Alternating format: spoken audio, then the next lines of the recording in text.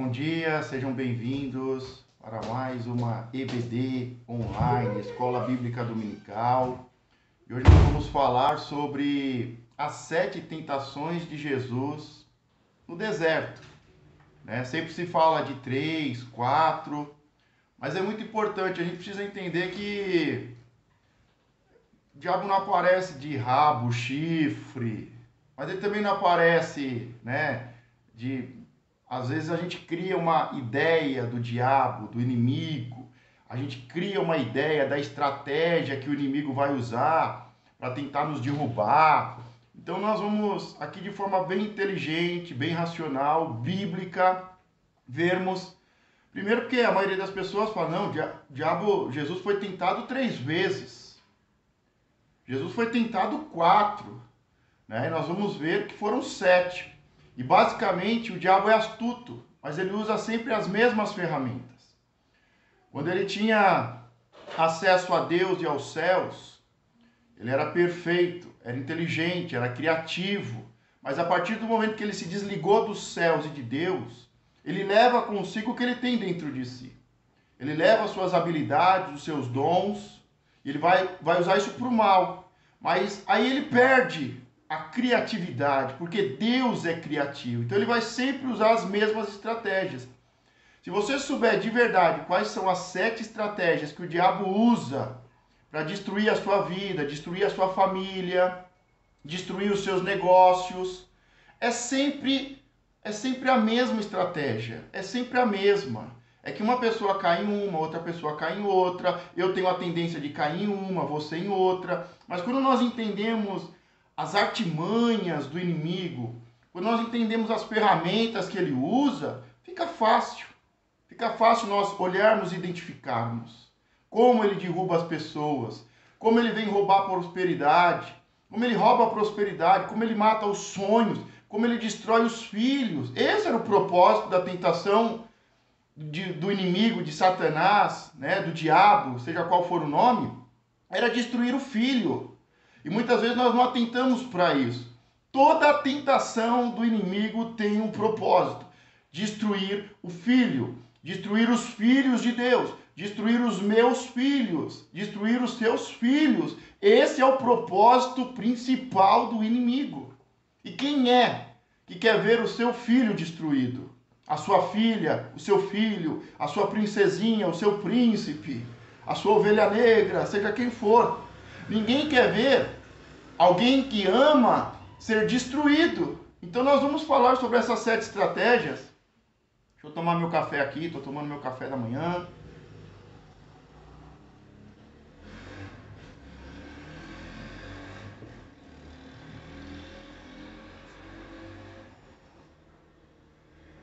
Sejam todos bem-vindos. Estamos fazendo uma transmissão ao vivo pelo Facebook, pelo Instagram. Pelo Facebook já faz muitos anos, agora pelo Instagram, estamos começando pelo Instagram. Seja muito bem-vindo, a Carla, a Nath, Paulo, Vinícius, sejam muito bem-vindos. Também estamos gravando para colocar depois no canal do YouTube. E se esse tema é importante para você, se você não quer cair nas artimanhas do inimigo, se você não quer ver os seus filhos destruídos, se esse tema é importante para você, compartilhe com os amigos. Nos ajude a alcançar mais uma vida e abençoar mais uma família. Esse que é o nosso propósito. Esse que é o nosso objetivo. Então vamos lá. Nós temos um texto básico, que é o texto de Jesus. Jesus, o Cristo Jesus, o Filho do Homem, o Messias, o Salvador, a luz do mundo, o revolucionário, o melhor psicólogo. Eu não sei como é que você vê Jesus, mas nós vamos ver um texto em que ele vai ser tentado e testado, em que ele vai ser provado e aprovado. E nós vamos falar sobre isso. Está no texto de Mateus, Marcos, Lucas, no livro dos Evangelhos. E nós vamos ver ali bem no começo do livro de Mateus, nós estamos caminhando no livro de Mateus, mas nós vamos, ali é o ponto de partida, o livro de Mateus, logo no comecinho do livro de Mateus, mas é o ponto de partida para os outros evangelhos e para todo o texto sagrado. Então vamos lá, a primeira coisa é entender qual é o momento em que Jesus está sendo tentado? Né? Primeira coisa, é o momento em que Jesus está completando 30 anos. 30 anos. 30 anos. Ele vai completar 30 anos. E antes de completar 30 anos, que é uma data muito importante, 30 anos, ele vai completar 30 anos e vai começar a sua missão. Né? Nós, no nosso ditado popular, na nossa cultura, nós falamos que a vida começa aos 40. Faz 2 anos, vai fazer 2 anos que está começando a minha vida. Mas ali, dentro da cultura judaica, né, o 8º dia, as meninas 40 dias, os 12 anos. 12 anos é muito importante, né? 18 anos também é importante. Agora, os 30 anos é muito importante. 40, 70, 60, 70 anos é muito importante. Então, cada cultura divide a fase da vida de uma forma. E nós dividimos a nossa: criança, jovem, idoso, terceira idade. Nós dividimos a fase da vida, as fases da vida. E Jesus ali vai começar uma fase muito importante da sua vida. Ele vai completar 30 anos e basicamente é a fase que começa o chamado, começa a missão de vida. Você já sabe qual é a sua missão de vida aqui na Terra? Todos nós temos uma missão. A missão de Jesus era ser o Messias, o Salvador, né? Aquele que iria abrir a porta da eternidade. Mas todos nós temos uma missão, né? Ser pastor é uma missão, ser um médico é uma missão, ser um fisioterapeuta é uma missão, ser um pai, ser uma mãe é uma missão, ser um comerciante, um funcionário, um empregado, um empreendedor é uma missão. São ferramentas pela qual nós cumprimos a nossa missão. E o final de toda missão é o quê? Ser uma bênção e ser um abençoador. Esse é o propósito de toda missão. Eu sei que isso não é fácil. Jesus vai descobrir a sua missão e vai iniciar a sua missão em praticamente 30 anos. Então, primeira coisa, Jesus está aí às vésperas de completar 30 anos. E antes de completar 30 anos, ele vai se batizar. Ele vai para o batismo de João Batista. Ou seja, o que isso significa? Ele vai lá e ele vai o quê? Morrer para o eu, morrer para o passado, para viver um novo tempo, para viver um novo eu. Para viver um novo eu e viver uma nova missão, viver a minha missão. Então o batismo tem a ver com morrer, com deixar, com sair, com começar, recomeçar, com cumprir um propósito, uma missão de vida. É deixar o velho homem, é deixar o pecado, é deixar uma vida de perdição e ter uma vida de caminho, de vida, de bênção, de ser um abençoador. Então Jesus ele vai se batizar. E quando ele se batiza, depois que ele descobre, ele se batiza e ele vai começar esse novo tempo, esse novo homem, esse novo tempo. Ele vai cumprir a sua missão, é que começam as tentações. Aí começam as tentações. As tentações começam quando você cria maturidade, quando você cria responsabilidade. A tentação começa quando você descobre o seu chamado, a sua missão, quando você quer viver um novo eu, um novo tempo. Aí começa a tentação. Antes não. Antes você estava perdido, confuso, sem saber quem era, para onde vai, sem saber o que está fazendo aqui, sem ser uma bênção e nem um abençoador. Então as tentações, elas começam quando nós realmente descobrimos qual é o meu propósito, o que eu estou fazendo aqui, qual é a minha missão, por intermédio do quê, quais ferramentas, qual profissão, qual caminhada que eu vou ser uma bênção, eu vou abençoar as pessoas. E quando Jesus se batiza, é muito interessante que primeiro as pessoas acham que é assim, né? Agora batizou, agora vai. Não. A Bíblia, no livro de Lucas, é mais detalhado. Lucas é um cientista, né? Lucas não é um religioso. Lucas é um cientista. Ele é um médico. Então ele possui todo um sistema, um método, uma metodologia. Ele possui a ciência, tem que provar, comprovar de forma científica. Então, ele é muito detalhista nos seus textos. E enquanto que Mateus e Marcos diz, Jesus se batizou e foi cheio do Espírito Santo, E Jesus se batizou e a pomba desceu sobre ele, como que se a sorte caísse sobre ele, né? Não é assim que parece quando a gente lê o livro de Mateus e de Marcos? Jesus se batizou, os céus se abriram e aí desce como uma pomba o Espírito Santo e cai a sorte sobre ele. Jesus tem a sorte. Ele ouve a voz do Pai. João dá testemunho. Não é assim que parece? Mas no livro de Lucas, ele é cientista, ele possui um texto e um contexto, ele possui um método, uma metodologia, ele usa a ciência. Ele vai dizer, Lucas vai dizer algo muito interessante, que Jesus sendo batizado, Jesus saindo das águas, orou. Jesus começa a orar. Jesus começa a orar. Enquanto que Mateus e Marcos não falam sobre isso, primeiro porque para o judeu isso é muito comum, eles oram dia e noite, 5 vezes por dia, o tempo todo, ora sem cessar, mas Lucas, que não é hebreu, que não é judeu, ele escreve lá, Jesus saindo da água, orou. Se você vai começar um novo tempo na sua vida, esse novo tempo começa com oração. Se você está no momento mais importante da sua vida, precisa de oração. Se você vai passar pelo deserto, precisa de oração. Se você está saindo do deserto, precisa de oração. Porque oração não é um sistema religioso. É um sistema de intimidade. A oração é intimidade com Deus, com o Pai. Não foi assim, e de repente os céus se abriram, e de repente os céus se abriram, e de repente os céus se abriram.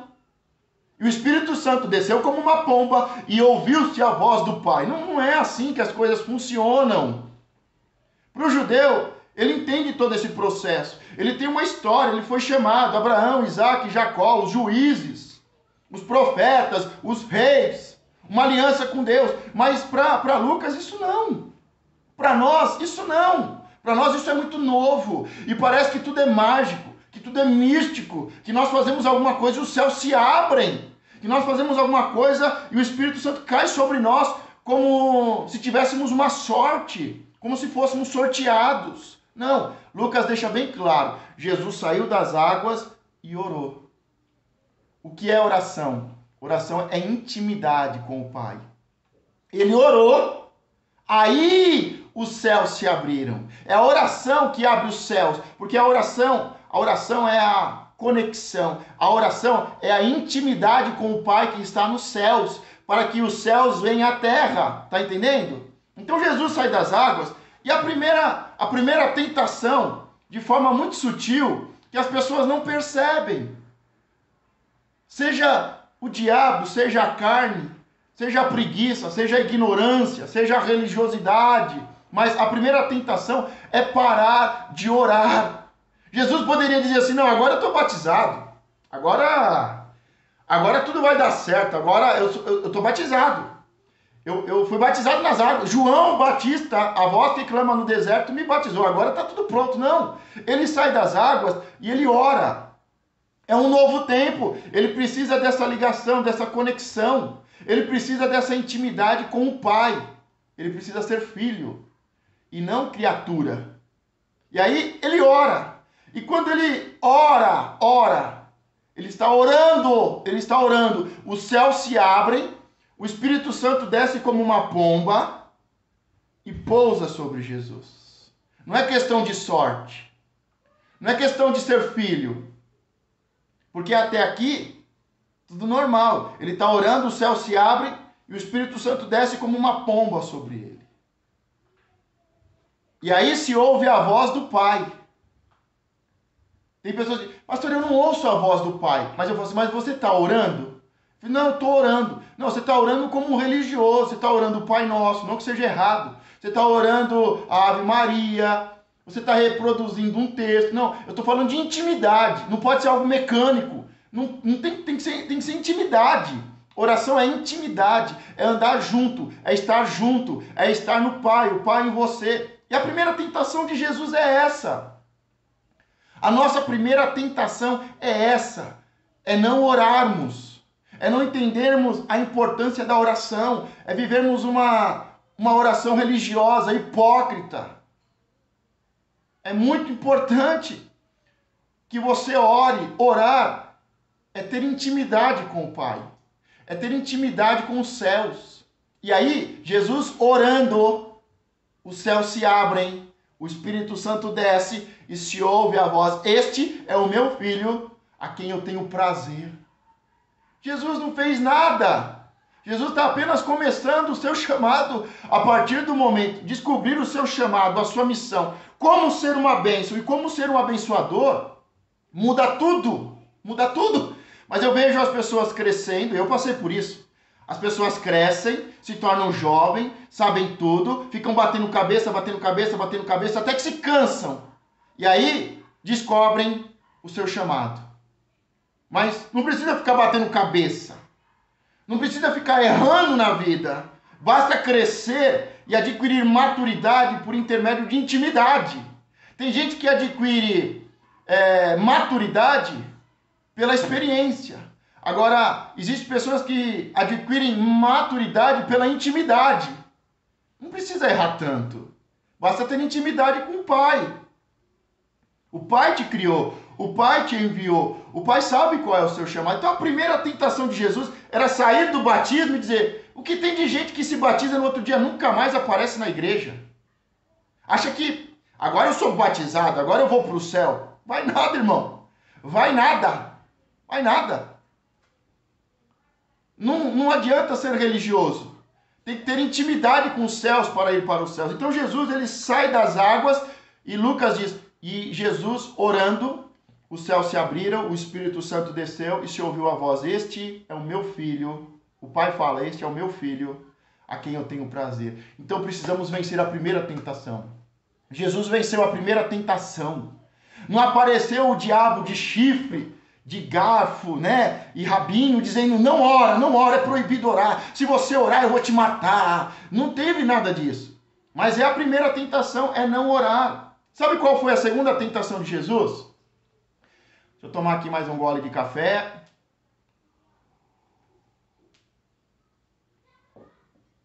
Minhas filhas estão aqui assistindo. Esses dias atrás eu orei, falei: coloca, foi uma reunião profética, falei: coloca a mão na barriga, ora, você vai gerar. Elas ria. Mas eu só tenho 10 anos, pai, só tenho 12, como é que eu vou ter filhos? Depois você entende. Depois você lê o texto de Maria. Mas a segunda tentação de Jesus, a primeira é orar. Vença a tentação de não orar. Precisamos ter uma vida de oração, uma vida de intimidade com o Pai. Ok? Não uma oração religiosa, uma oração de intimidade. Uma conversa, um diálogo, uma caminhada, uma intimidade com o Pai, com os céus. Essa é a primeira tentação que as pessoas caem. Ok? A segunda tentação é a de não ser o quê? Cheio e guiado. Porque nós vamos ser cheios do Espírito Santo se orarmos. Quando você ora, a carne, as coisas do mundo vai diminuindo e as coisas do Espírito vai enchendo, vai crescendo, ok? Então a oração tem esse poder de ir o quê? Diminuindo a carne, matando a carne e crescendo o Espírito, enchendo do Espírito ao ponto de transbordar. Jesus, o Espírito vem. E a carne vai, e o Espírito vai, e aí chega o momento em que o Espírito começa a querer levar ele para o deserto. Me fala uma coisa, imagine você, que eu vou usar um exemplo, não, o pessoal do Rio de Janeiro, do Ceará, aqui também em São Paulo também tem, seu lugar, toda a cidade tem. Imagina o Espírito começa a te levar para aquela quebrada, te levar para aquela boca, te levar para o centro daquela favela. Não onde há moradores bons, porque todo lugar tem pessoas boas. No condomínio mais rico, mais próspero, tem pessoas boas, tem pessoas más. Da mesma forma, no lugar mais simples e mais pobre. Então não estou falando aqui de pessoas, estou falando de um lugar. Imagine, o Espírito Santo começa a te levar lá para aquele deserto. Começa a querer te levar lá para aquela favela, lá para onde você sabe que quem comanda é o chefe do tráfico, é o próprio Satanás. Ele começa a querer te levar e você diz: não, ele quer te levar e você não. A segunda tentação é de você ser guiado ou não pelo Espírito Santo. Porque quem ora, a carne diminui, morre a carne, e o Espírito domina. Vive pelo Espírito. Só que o Espírito vai fazer algumas coisas loucas, que a carne não entende, que a razão não entende. E aí o Espírito Santo começa a querer levar Jesus para o deserto. E ele pode dizer, não, para o deserto não, eu quero ir para o palácio, eu sou rei dos reis.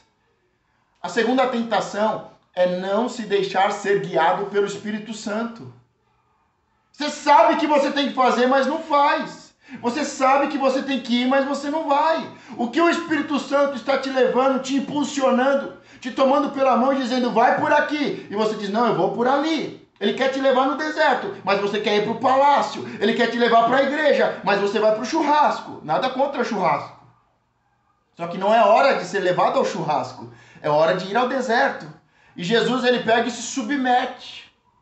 A segunda tentação, a primeira é não orar. A segunda é não ser guiado pelo Espírito Santo. Jesus só passou por um deserto porque o Espírito Santo levou. E aqui eu quero deixar bem claro, porque as pessoas dizem, não, é que eu estou passando um deserto, pastor. Não, tem hora que nós não estamos passando um deserto. Tem hora que é um fundo do poço. Tem hora que é um fundo do poço. Tem hora que é o caminho que parecia que era bom para mim, mas o caminho que é bom aos olhos do homem é final de morte. Então, não é que o Espírito Santo te levou para esse lugar, não é que esse caminho para você parecia que era bom, mas o final é de morte, como diz o texto de Provérbios.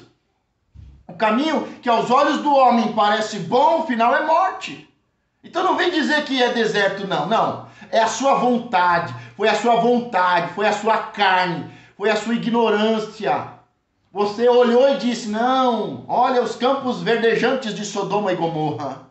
Eu vou aqui pelos campos verdejantes e agora eu estou aqui passando o inferno, está caindo enxofre. Não misture as coisas. Nós já somos homens e mulheres maduros.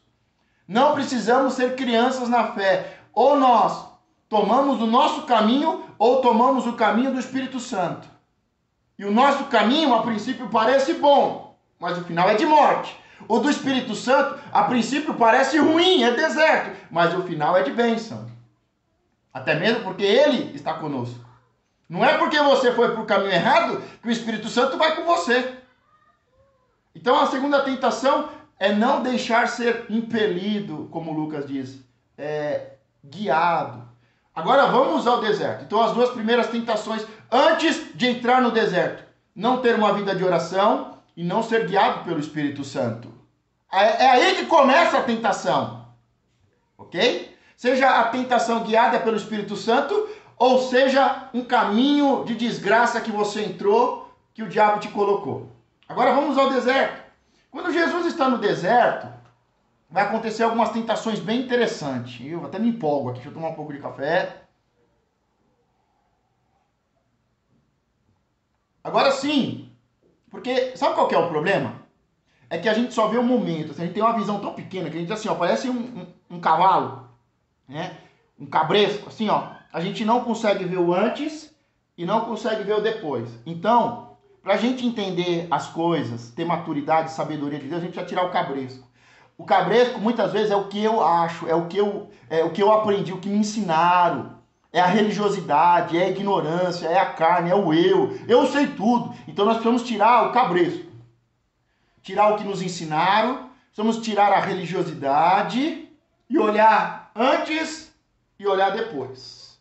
Então, nós vamos entender o deserto olhando antes. Antes, ele se batizou e ele orou e foi guiado. Eu tenho que me batizar, eu tenho que morrer para o antes para viver o novo. Eu tenho que me batizar, eu tenho que vencer a tentação de não orar e de não ser guiado pelo Espírito Santo. Aí vem o deserto. Aí é deserto de Deus. Aí é escola de Deus, é ensinamento do Espírito. Aí é prova para ser aprovado. E aí, quando ele está lá, a palavra diz que ele ficou 40 dias sem comer. Não diz que ele ficou sem beber água. Humanamente é impossível. Tá? Só com uma intervenção humana, só com uma intervenção divina. Só se Deus tivesse mandado. Tá? Deus guiou. E aí quando Deus guiou, ele vai fazer um jejum. E o jejum serve para quê? Literalmente para matar a carne, matar a minha vontade, matar o meu eu, matar o engano, a mentira, O jejum mata de fome todo erro, todo engano, toda ilusão, todo pecado. Então Jesus, para ele começar um novo tempo, não foi o Espírito Santo que mandou, o Espírito Santo guiou ele ao deserto. E ele fez jejum, e ficou sem comer, e jejuou 40 dias. 40 dias. À noite, não diz que ele jejuou. Falou que ele não comeu. Não diz que ele não bebeu. Ok? Vamos tirar as fantasias, os enganos. Então ele fez jejum durante 40 dias. E os textos judaicos são muito claros sobre o dia e a noite. Tanto é que o nosso calendário, a nossa visão não consegue entender algumas coisas. Como é que Jesus morre, morre na sexta, ressuscita no domingo? Como é que se cumpre 3 dias? Porque é diferente as coisas. Depois a gente pode até falar sobre isso, ou você pode pesquisar na internet aí. Tá? Mas o que acontece? 40 dias ele não comeu. À noite não fala. 40 dias sem comer. Não fala que ele não bebeu. E depois de 40 dias teve fome. Tá? E aí o que acontece? Aí sim aparece a tentação escancarada. Escancarada. Porque é no momento mais delicado, é no momento em que a carne está morrendo e o espírito está vivificando, é no momento em que eu estou deixando o passado para viver o futuro, é no momento em que eu estou me preparando para um novo tempo, que aí realmente a tentação aparece escancarada. Você vê que antes, não orar e não ser guiado pelo Espírito Santo, nem parece tentação. Nem parece que o diabo está por detrás, que a carne está por detrás, mas agora entra literalmente a tentação. E o inimigo o tentou. Aí a gente consegue ver de forma mais clara. E aí o que acontece? O inimigo diz, se tu és filho de Deus.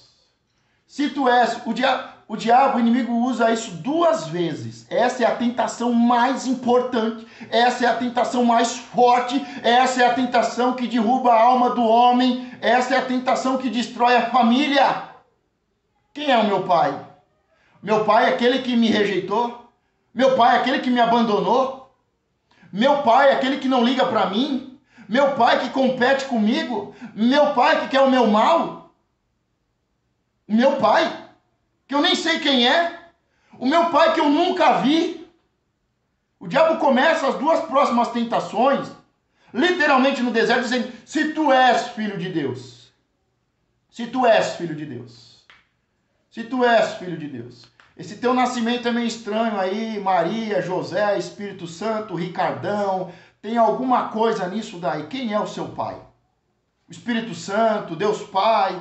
Está muito confuso o seu nascimento. Está muito confusa a sua identidade. Sabe? A palavra deixa bem claro. Eu sou Deus da viúva e eu sou pai do órfão. Nós temos um pai, ainda que os meus olhos não viram, o meu coração sabe. O meu espírito sente. Porque tem uma ligação com o pai. Quando eu começo um novo tempo e eu oro, e o céu se abre e eu ouço. Eu não fiz nada, mas eu ouço o Pai dizer, o Deus Pai, o nosso Pai dizer, este é o meu filho, a quem eu tenho prazer. Tá entendendo? Esse é o coração do Pai, esse é o coração do nosso Pai. Você não precisa ser nada, você não precisa ter feito nada. Jesus simplesmente morreu e está começando. Ele se batizou, ele morreu para si e vai viver por um chamado, por uma vocação, por uma profissão, por um chamado, para agradar o Pai, para fazer algo que lhe faz bem e que faz bem à comunidade, ao povo, ao próximo. E aí o Pai já diz, esse é o meu filho, a quem eu tenho prazer. Ele não é como muitos pais que rejeitam, que abandonam. Será que é meu filho? Você nem parece meu filho? Quando você tiver dinheiro, aí aparece, né? Aí os pais e as mães que sumiram, que abandonaram, aparecem. Não. Deus está desde o começo. Ainda que o seu pai te abandone, te rejeite, ele diz, de forma nenhuma eu te deixarei. Eu sou Deus da viúva. Eu sou pai do órfão. Jesus aqui ele vai ter que lidar com isso, com essa tentação interna. Jesus não fala uma palavra sobre isso, sobre essa tentação. 2 vezes o diabo começa a tentação dizendo, se tu és filho de Deus, se tu és filho de Deus. Mas essa guerra é aqui dentro, ó. Essa guerra é aqui dentro. Sabe, a alma se debatendo, se angustiando. Uma hora é, uma hora não é. Quando eu estou bem, quando eu tiro nota 10.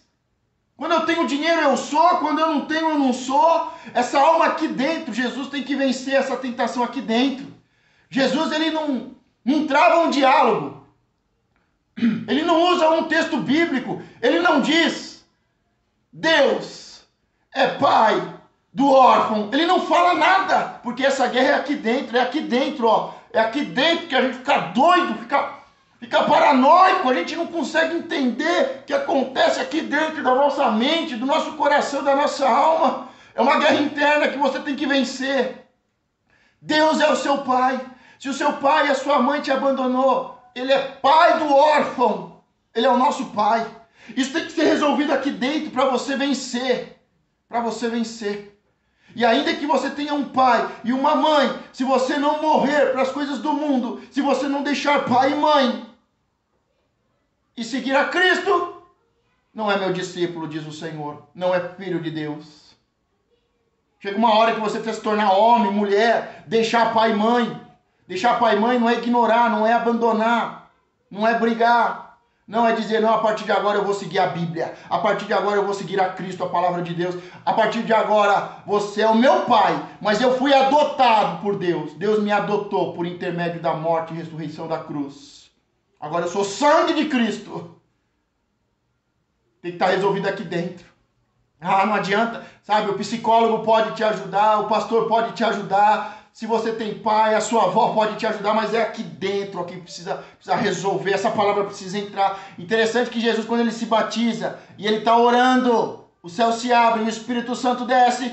O que o pai diz? Este é o meu filho. Este é o meu filho. Você está ouvindo? Este é o meu filho. Você é meu filho. A palavra de Deus diz, Pai nosso, meu pai, nosso pai. Mas isso precisa estar aqui dentro. Sabe, precisamos vencer a tentação mais difícil, que é a de identidade. Identidade com Cristo, identidade. Ser filho não é ser pastor, não é ser apóstolo, não é ser anjo, arcanjo, não é, é filho, filha. Essa é a tentação mais difícil. Aí depois vem as próximas. Transforma essas pedras em pães. Qual o problema? Eu estou com fome. Qual o problema de transformar pedras em pães? A questão é quando você está sendo provado. A questão é, será que isso dá certo? Será que transformar pedra em pães dá certo? Jesus poderia até fazer um teste, né? Olha, eu depois vou alimentar a multidão com alguns pães e alguns peixes. Eu vou alimentar uma multidão. Então deixa eu ver se com algumas pedras eu transformo para mim. Sabe, é a tentação de alimentar a sua carne. A sua carne está morrendo e ela clama, eu quero. E muitas vezes eu quero pão, muitas vezes eu quero ser amado, muitas vezes eu quero ser o melhor, o principal, eu tenho que ser o mais importante. Ninguém pode ser melhor do que eu. É a carne gritando, seja importante. Você precisa ser amado. Mas quando a tentação vem e diz, transforme, se tu és filho de Deus, transforme essas pedras em pães. Jesus responde com a palavra, nem só de pão viverá o homem. Nós precisamos de pão. Para fazer a obra de Deus, precisa de cesta básica. Mas nem só de pão vive o homem. Precisamos alimentar a nossa alma. Jesus, ele está sacrificando a sua carne, mas alimentando o seu espírito com a vontade do Pai. Você precisa de pão. Você tem que trabalhar. Ah, se eu não trabalhar, pastor, mas nem só de pão viverá o homem. Ah, se você não alimentar a sua alma. Ah, se você não alimentar o seu espírito. Nem só de pão vive o homem. E aí Jesus vence essa tentação. Próxima tentação. A quinta. Se jogue do pináculo. Jesus, ele está em cima do pináculo, em cima da igreja, no lugar mais alto da igreja. No lugar de destaque. No lugar em que todo mundo está olhando. O que essa pessoa está fazendo lá no último andar? que o diabo está fazendo? Chame a atenção. Você está aqui sozinho, 40 dias sozinho. Agora, se apresente, se mostre, apareça. Você é muito importante para estar aqui. Você é muito importante para ser um funcionário. Você tem que estar no lugar mais alto. Quando eu for dono da empresa, quando eu for o pastor da igreja, se eu fosse o presidente, é a tentação da alma. A primeira é a tentação da carne, do corpo. Mas nós não somos só corpo, nós estamos num corpo, nós somos espírito. E nós, para vivermos e vivemos eternamente, nós temos não só que alimentar o corpo, mas alimentar o espírito e a alma. E agora, depois da tentação física, Jesus diz, o corpo não é o mais importante. No final do seu chamado, Jesus diz aos seus discípulos, não se preocupe com aqueles que podem matar esse corpo, mas com aquele que pode julgar e lançar no inferno. E aí vem a quinta tentação, se jogue do pináculo. O diabo sabe a Bíblia, viu, gente? Não precisa ficar preocupado em saber a Bíblia, não, porque o diabo sabe. Tá? Até o diabo sabe a Bíblia. Ele diz, olha, se jogue daqui de cima e dê ordem aos seus anjos. Deus, o Pai que te ama, né? Se tu és filho de Deus, se jogue daqui de cima. E aí os anjos vão te segurar, para que você não tropece, para que você não morra. Tem pessoas que estão sempre brincando com a vida.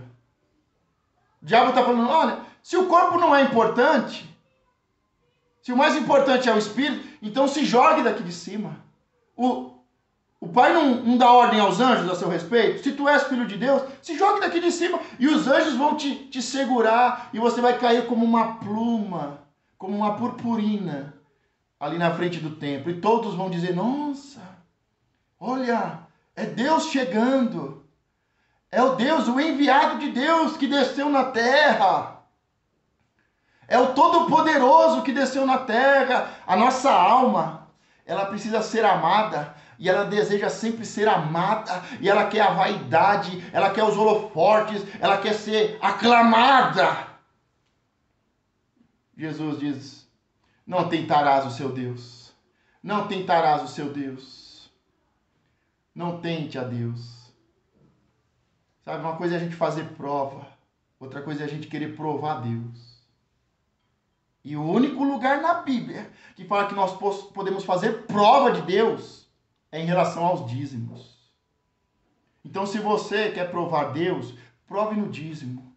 Seja primeiro dizimista e faça prova de Deus.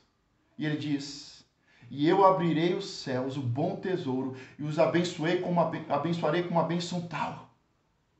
E aonde você colocar as suas mãos será próspero, e aonde você colocar os seus pés te darei por herança. Então, se você quer provar, só existe um lugar que você pode provar Deus.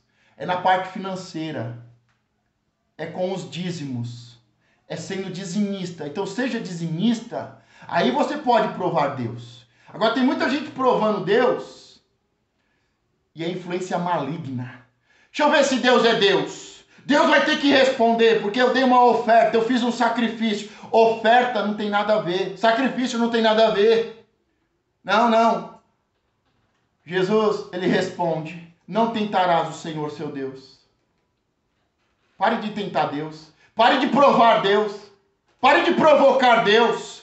Agora, se você quer provar Deus, prove sendo dizimista antes. Porque a única passagem, o único jeito de nós provarmos se Deus é Deus, se Ele é Pai, é por intermédio dos dízimos. Entregue os seus dízimos e faça prova de mim, diz o Senhor. Mas Jesus diz, não tentarás o Senhor seu Deus.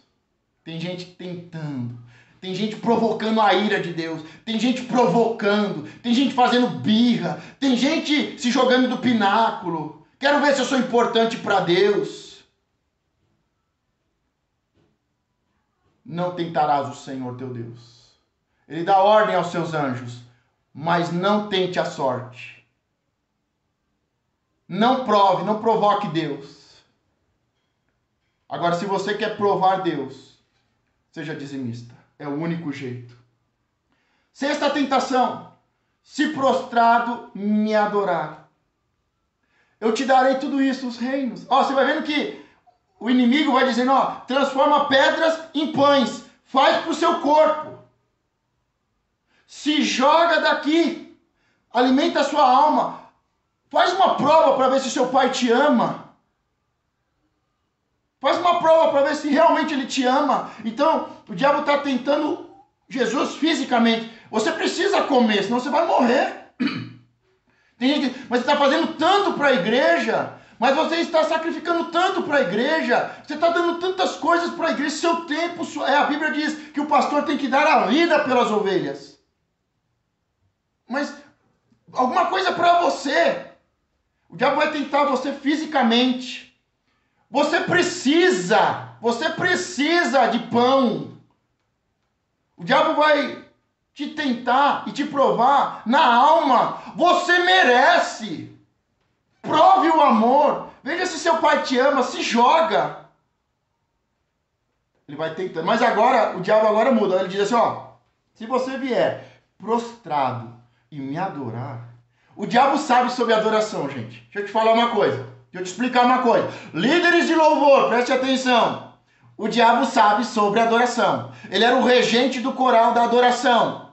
E ele diz, se você vier e prostrado me adorar, não tem como adorar a Deus de longe. Não tem como adorar a Deus se não se prostrar. Se não adorar. O que é adorar? Adorar. Eu adoro. Sem ele eu não vivo. Ele é o dono da vida. Em Deus. E só em Deus a vida. Então o diabo sabe de adoração. Eu adoro a Deus aonde eu quiser. Eu adoro a Deus do meu jeito. Não, o diabo sabe. O diabo diz, ó. Se isso não fosse importante, se isso não fosse adoração, o diabo não ia pedir. Ele diz, olha, venha, se prostre e me adore. E eu te darei os reinos. E aí eu te darei os reinos. Aí eu vou fazer a promessa do Pai se cumprir. Porque os reinos são meus. A terra é minha. O homem caiu. O homem está nas minhas mãos. O mundo jaz do maligno. O maligno está sobre o mundo. O mundo descansa no maligno. E aí o diabo diz, vem, se prostre, adore. E aí eu te darei. Agora preste muita atenção. Porque tem muita gente indo na igreja fazer isso. Isso não é adoração quando não é feito para Deus. Isso não é adoração quando é feito com o propósito errado. Tem muita gente na igreja fazendo esse tipo de adoração, mas é para Satanás. Eu vou lá na igreja, eu vou me prostrar, eu vou adorar, porque Deus vai me dar um carro. Eu vou lá, eu vou me prostrar, eu vou adorar, e Deus vai abrir uma porta de emprego. Para isso você não precisa adorar. Porque nós, pais, que somos maus, sabemos dar boas dádivas aos nossos filhos. Imagine Deus. Para isso é só pedir. Pede, pai, eu preciso de pão, e ele não te dará uma pedra. Pai, eu preciso de uma porta de emprego, e ele abrirá uma porta de emprego. Você quer um carro? Pede, e ele te dará. Uma casa? E ele te dará. Você não precisa negociar com Deus. Você não precisa negociar com Satanás e nem com Deus, porque isso não é adoração.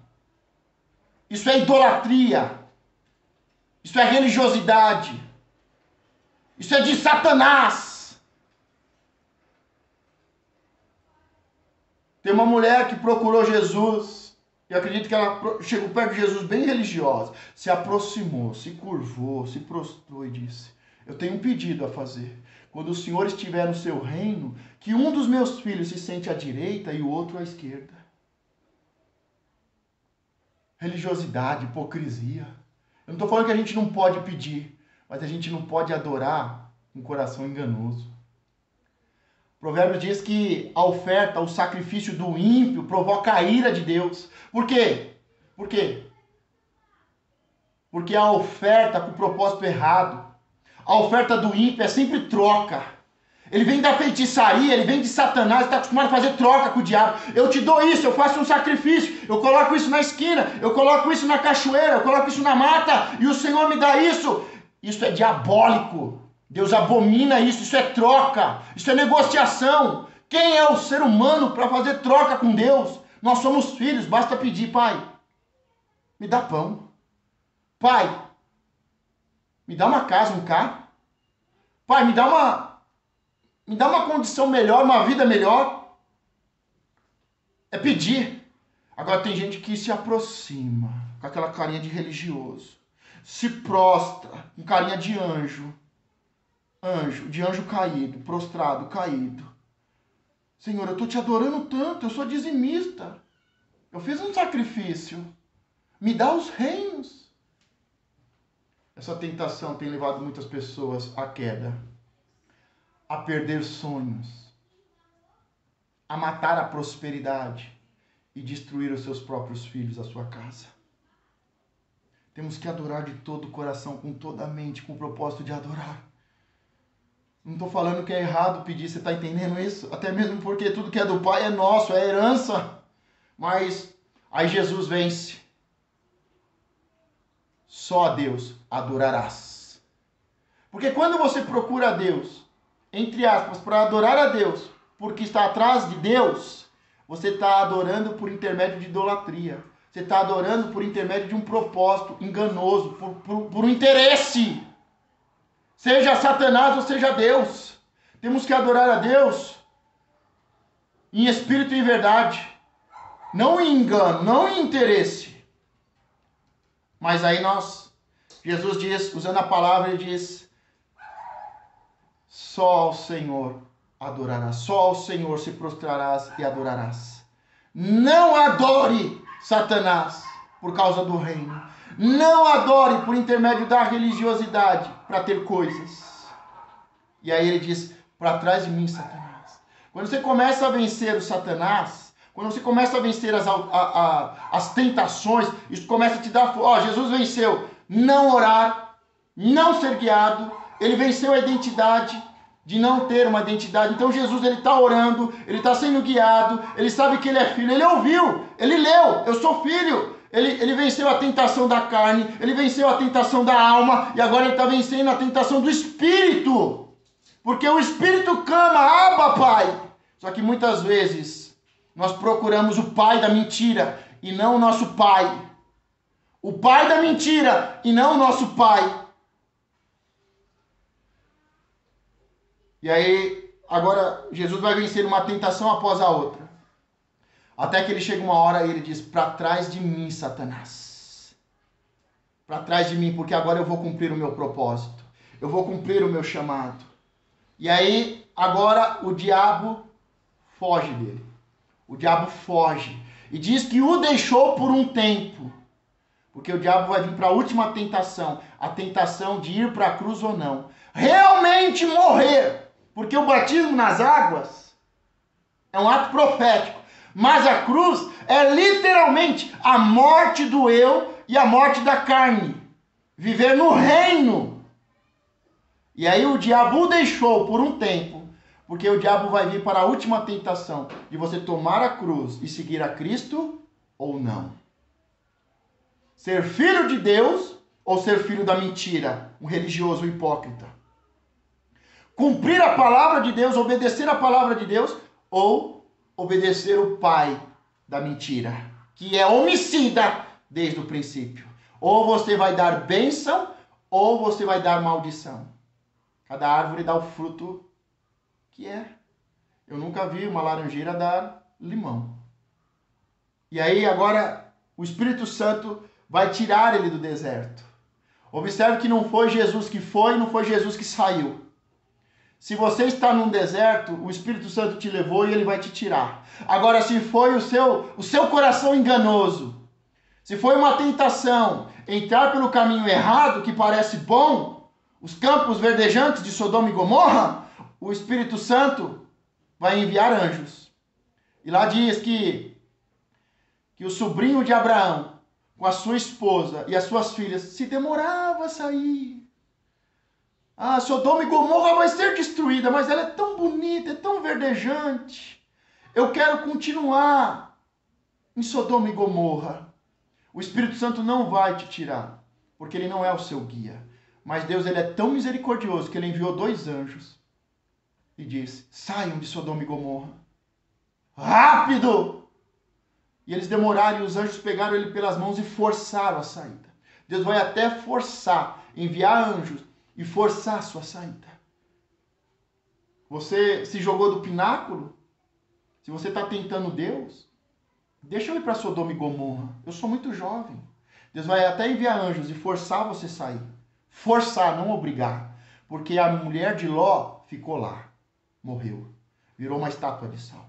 Mas a última tentação de Jesus, a sétima tentação para nós encerrarmos. Sabe o que acontece? O Espírito Santo traz ele agora e ele não está só cheio do Espírito Santo. Porque ele foi o quê? Ele orou, os céus se abriram, o Espírito Santo desceu. Ele foi cheio e ele foi guiado. Ele foi guiado, mas ele agora é guiado pelo Espírito Santo, mas a palavra diz que ele voltou cheio de poder. Tem gente que está cheio do Espírito Santo, mas não está cheio de poder.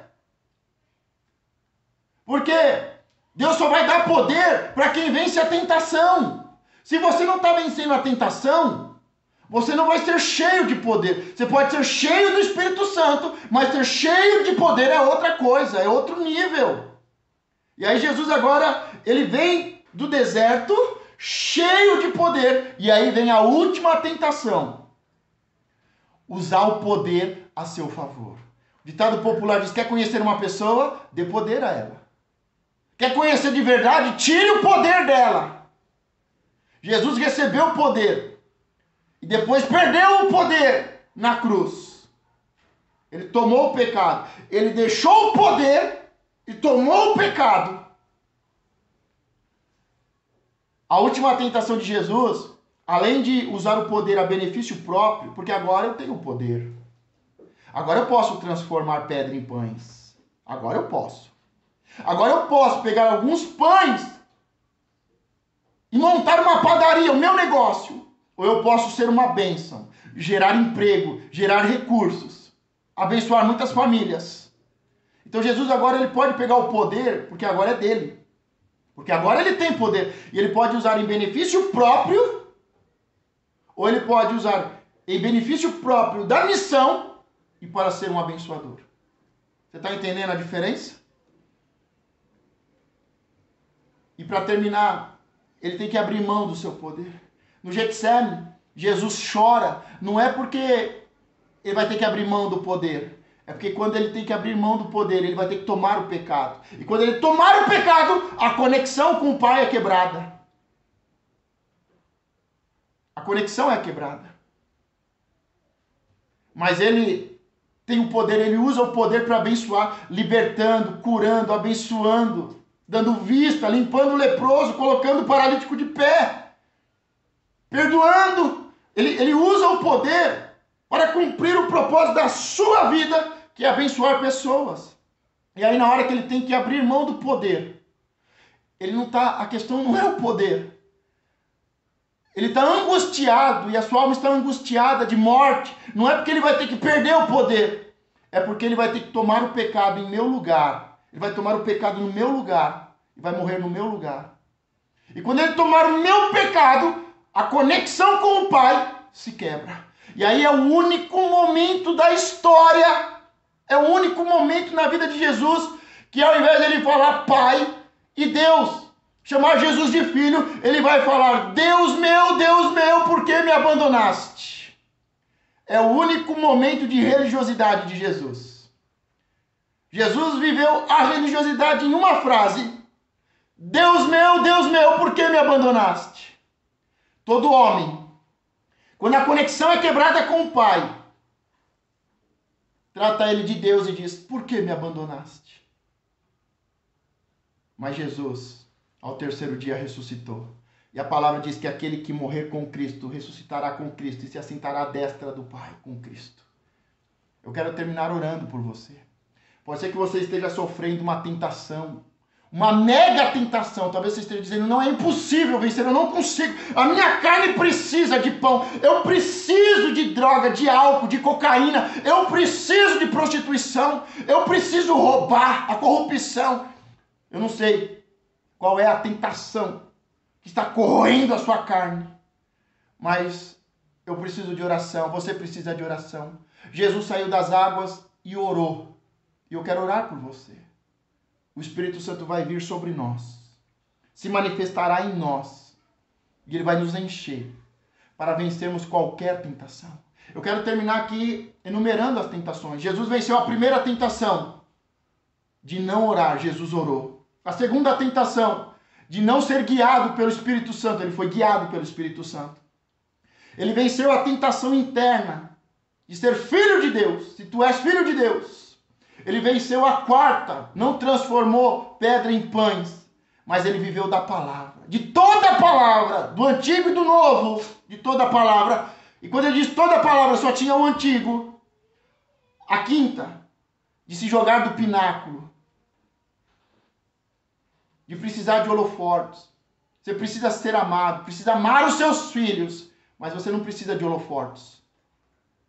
A sexta, de se prostrar e adorar do jeito errado, como um religioso, como um hipócrita, como um ímpio, fazendo trocas.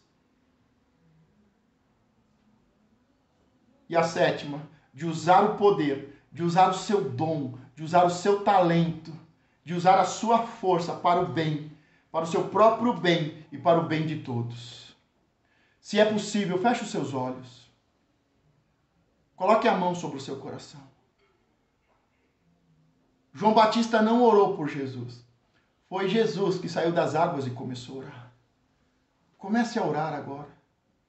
Se há uma tentação que você não tem conseguido vencer, se arrependa, se converta do seu mau caminho.